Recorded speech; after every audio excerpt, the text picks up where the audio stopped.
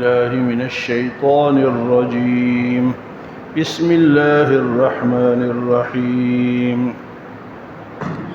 ألم تر أن الله أنزل من السماء ماء فأخرجنا به ثمرات مختلفا ألوانها ومن الجبال جدد بيض وحمر مختلف ألوانها وغرابيب سود ومن الناس والدواب والأنعام مختلف ألوانه كذلك إنما يخشى الله من عباده العلماء إن الله عزيز غفور. تخلیق کائنات کا ذکر ہے کہ دنیا کس طرح بنی، انسان کس طرح بنے، پہاڑ اور سمندر، دریا، آسمان کس طرح بنے، اللہ نے کس طرح بنے. اللہ کو اگر پہچاننا ہے تو ان چیزوں سے پہچانو. یہ پہچان کے لیے یہ چیزیں بھی کافی ہیں.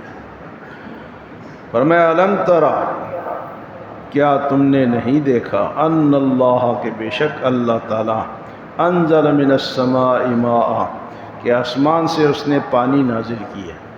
انزل من السماء ماء، تو اس پانی سے پھر کیا ہوا، فأخرجنا به ثمرات مختلفا الوانها، زمین سے مختلف پھل نکالے جن کے مختلف رنگ، مختلف پھل نکالے مختلف رنگ جن کے. اور اسی طرح وَمِنَ الْجِبَالِ جُدَدٌ بِيضٌ وَحُمْرٌ مُخْتَلِفٌ أَلْوَانُهَا، اور اسی طرح پہاڑ ہیں جن کی چوٹیاں جو ہے کچھ سفید ہے، کچھ سرخ ہے، وَغَرَابِيبُ سُودٌ، اور کچھ بالکل کالے ہیں، سیاہ. پانی ایک ہے، آسمان سے اللہ نازل کرتا ہے، کوئی اور نازل نہیں کر سکتا. ایک جگہ بارش ہے، دوسری جگہ نہیں ہے، اللہ کا حکم ہے. سمندروں سے پانی کو اٹھاتا ہے، بخارات کو اٹھاتا ہے، بادلوں کے حوالے کرتا ہے، بادلوں کو حکم دیتا ہے کہ فلاں علاقے میں جا کے برسا کے. کوئی اس طرح کر کے دکھائے پھر خدائی کا دعویٰ کرے. فرمایا الم تر ان اللہ انزل من السماء ماء. اچھا، یہ بعض لوگ جو ہیں وہ اس کا ترجمہ اس طرح کرتے ہیں، الم ترى، کیا تو نے نہیں دیکھا. تو وہ کہتے ہیں دیکھو جو حضور صلی اللہ علیہ وسلم کو اللہ پاک نے فرمایا کہ انہوں نے دیکھا ہے، اس لیے تو اللہ فرماتے ہیں کہ کیا آپ نے نہیں دیکھا. یعنی گویا کہ وہ پہلے سے جانتے ہیں، حاضر ناظر ہیں. اس کا یہ مطلب نہیں ہے کہ انہوں نے ساری کائنات دیکھی ہے. یہ تو ایک محاورہ ہے، جس طرح ہم کہتے ہیں یار تو نے دیکھا نہیں ہو، کام اس طرح ہو گیا. یہ ایک محاورہ ہے، اس محاورے کو لوگوں نے غلط استعمال کیا کہ جی الم ترى، الم ترى کیف فعل ربک، کہ آپ نے دیکھا نہیں کہ ہاتھی والوں کے ساتھ اللہ نے کیا کیا. جی حضور نے دیکھا ہے، پہلے سے دیکھا. یعنی وہ ان کو علم غیب ہے. تو یہ غلط ترجمہ کرتے. کیا کرتے جی، الم ترى کا مطلب ہے کہ کیا تجھے علم ہوا، تجھے وہ بات سمجھ میں آئی جو اللہ نے یہ کام کیا. تو اس کا اصل مطلب یہ ہے، الم ترى، کیا تو نے نہیں دیکھا، ان اللہ انزل، ایک قسم کا پانی ہے، اور پانی کا بھی کوئی خاص رنگ نہیں ہے کہ وہ کالا پانی ہے یا سفید ہے. بارش کا پانی ایک ہی رنگ کا ہے اور ایک ہی قسم کا پانی ہے، اور پھل مختلف، دانے مختلف، بیج مختلف نکل رہے ہیں اس سے. کوئی کالا ہے، کوئی پیلا ہے، کوئی سرخ ہے، کوئی لال ہے. پانی ہے، کوئی چھوٹا ہے، کوئی بڑا ہے. جو ایک آدمی تھا نا، وہ آم کے درخت کے نیچے کھڑا تھا، تو نیچے ہندوانے لگے ہوئے تھے. اس نے کہا یا اللہ، میری سمجھ میں بات نہیں آئی کہ اتنے بڑا درخت ہے اور اس میں چھوٹے چھوٹے آم ہیں، اور چھوٹی سی بیل ہے، اتنے بڑے بڑے ہندوانے لگے ہیں. میری سمجھ میں یہ بات یعنی ہندوانوں کے لیے بڑے بڑے درخت ہونے چاہیے. اتنے میں ایک آم گرا اور اس کے سر پہ لگا درخت سے. تو اس نے کہا یا اللہ تو اپنی قدرتوں کو بہتر جگہ ہے، ہندوانہ گرتا تو میرا تو صفایا ہو جاتا. ہندوانہ اگر آم کے درخت میں اوپر ہوتا اور وہ گرتا تو میرا تو نیچے سے صفایا ہو جاتا. تو ایک پانی ہے، ایک زمین ہے، اور پھل دیکھیں جی، کوئی بڑا ہے کوئی چھوٹا ہے، اور کسی کی کیا سائز ہے، کسی یہ کس کی قدرت کی نشانی ہے؟ اللہ تعالیٰ کی. اَمَا أَلَمْ تَرَ أَنَّ اللَّهَ أَنزَلَ مِنَ السَّمَاءِ مَاءً فَأَخْرَجْنَا بِهِ، اس پانی سے پھر نکالا، بِهِ ثمرات مختلفاً الوانها، مختلف پھل جس کے رنگ بھی مختلف، ذائقہ بھی مختلف، کوئی میٹھا ہے کوئی ترش ہے، کوئی عجیب و غریب پھل کون نکالتا ہے؟ اللہ نکالتا. پہچانو، یا تو تمہارا کوئی خدا ہو، دوسرا کوئی ہو تو اس کو کہو کہ وہ کر کے دکھائے. اگر وہ نہیں کر سکتا اور اس طرح نہیں ہے تو اللہ ایک ہے اور اسی کو اس سے پہچانو.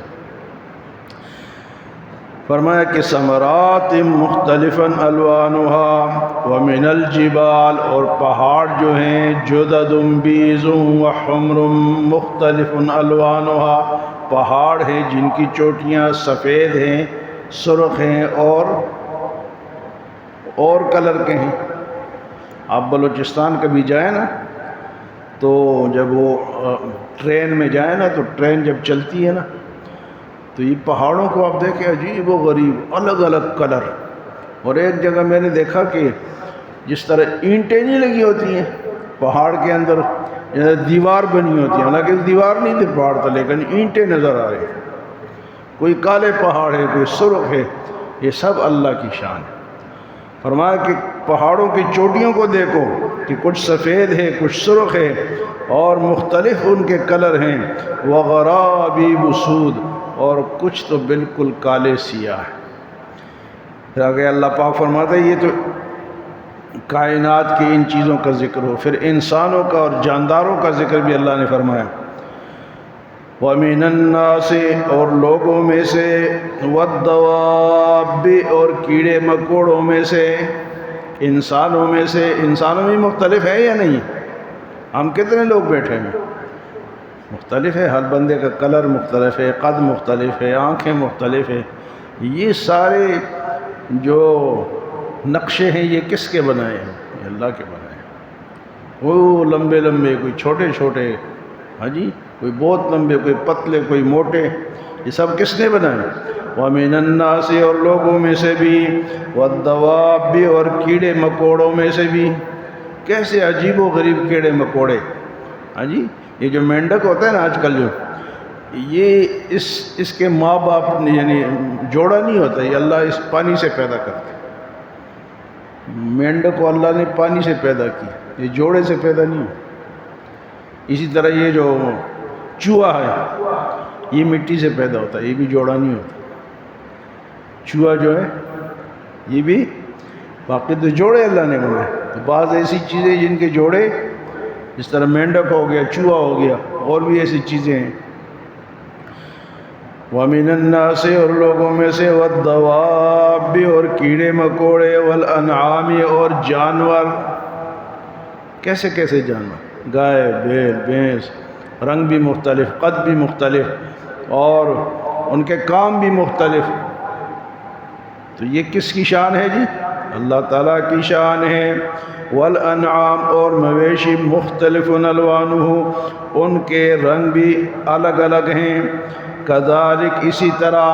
آگے اللہ فرماتے ہیں کہ اللہ سے ڈرنے والے لوگ کون ہیں؟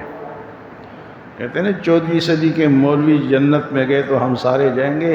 یہاں اللہ فرماتے ہیں انما یخشی اللہ من عبادہ العلماء، میرے بندوں میں سے اللہ سے جو ڈرنے والے ہیں وہ علماء ہیں. اللہ یہ ہمیں بتا رہا ہے. کون بتا رہا ہے؟ انما یخشی اللہ من عبادہ العلماء، میرے بندوں میں سے جو مجھ سے ڈرنے والے وہ کون ہیں؟ اور اس کی وجہ کیا ہے؟ کہ علماء کو اللہ کی عظمت کا پتہ ہوتا ہے، اس کی جناب حیثیت کا پتہ ہوتا ہے کہ اللہ کی کیا شان ہے، وہ کتنا بڑا ہے، وہ کیا کر سکتا ہے، اس لیے وہ ڈرتے رہتے ہیں۔ اللہ نے یہ اطلاع دی ہے۔ یہ لوگ جو کہتے ہیں مولوی نے کیا کر دیا، اللہ فرماتا ہے کہ یہ مجھ سے ایک آدمی تھا، یہ گزرا ہے پنجاب میں، بہت بڑا وہ بیوروکریسی کا کوئی وہ افسر تھا، اس کا نام تھا پرویز۔ اس کا کیا نام تھا جی؟ اس نے تفسیر لکھی ہے، اس نے تفسیر لکھی ہے، جو آج کل جس طرح انجینئر مرزا ہے نا، اس ٹائپ کا بندہ تھا۔ تو جو علم حاصل نہ کرے اور تفسیر لکھے وہ پھر غلط ہی لکھے گا۔ اس نے کہا علماء سے مراد سائنسدان ہے، علماء سے ٹھیک ہے، سائنس بھی ایک علم ہے، انکار نہیں ہے اس کا، لیکن اصل علماء وہ ہے جو کہ علم دین قرآن و سنت کو حاصل کرتے ہیں۔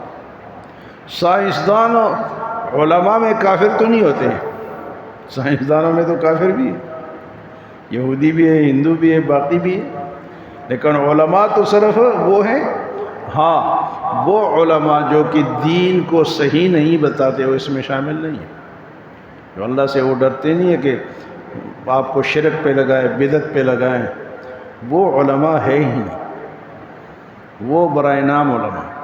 آج کل اس طرح بے شمار ہے، جی یہ کرو وہ کرو، جی شیخ عبد القادر جیلانی رحمۃ اللہ علیہ کے وہ کیا نام ہے کرامت وہ بیان کرتے ہیں کہ بندہ کہے جی کہ دھوبی فوت ہوا اور دھوبی جب قبر میں رکھا، فرشتے آئے من رب کا ما دینوں کا من نبی کا، دیکھا تمہیں پتہ نہیں میں عبد القادر جیلانی کا دھوبی ہوں، مجھ سے سوال کرتے ہو؟ ایسے چیزیں یہ لوگ بیان کرتے ہیں، مجھ سے سوال نہیں کر سکتے ہو۔ تو غلط چیزیں بیان کرنا، بدعت پھیلانا، شرک پھیلانا، رسموں کو پھیلانا، اصل دین سے لوگوں کو ہٹانا وہ علماء میں شامل نہیں ہے۔ یہ الگ بات ہے کہ نام ان کا بھی علماء، لوگ ان کو بھی علماء کہتے ہیں، لیکن اصل علماء وہ جو اللہ سے ڈرتے ہیں، دین میں ایک بھی چیز غلط نہیں بتاتے، ایک چیز بھی جو اللہ نے بھیجا ہے اس کے مطابق بتاتے ہیں۔